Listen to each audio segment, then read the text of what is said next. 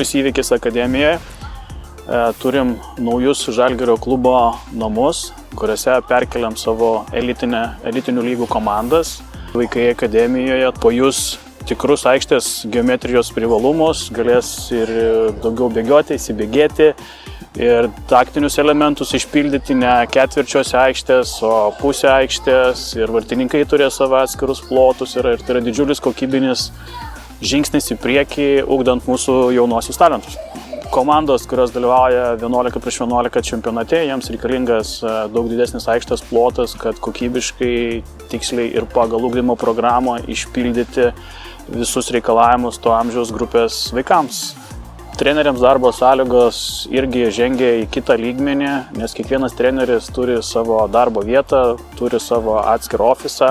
Yra ir persirengimo kambariai, ir kabinetai, ir videoanalizės kambariai, ir prie warm-upus galim daryti čia ir to prasme, kitas kokybinis lygis.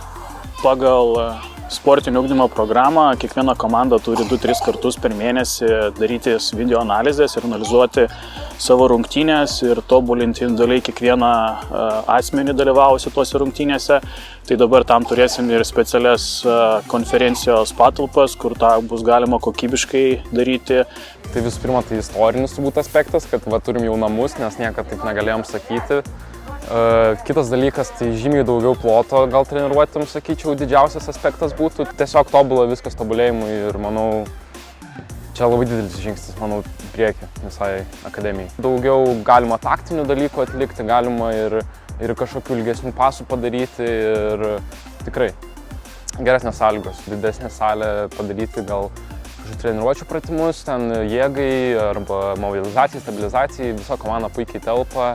Yra treniruokčių salė, yra konferencijų daugiau salių, kur galima naudotis jomis net 2 komandom vienu metu, gali atlikti videoanalizės, galima kokiam 2 komandom atlikti ir apšilimo pratimus, galima pamatyti gal net ir žaidėjus praeinančius. Tikrai jaučiasi toksai labiau, nežinau, gal profesionalumo lygis aukštesnis.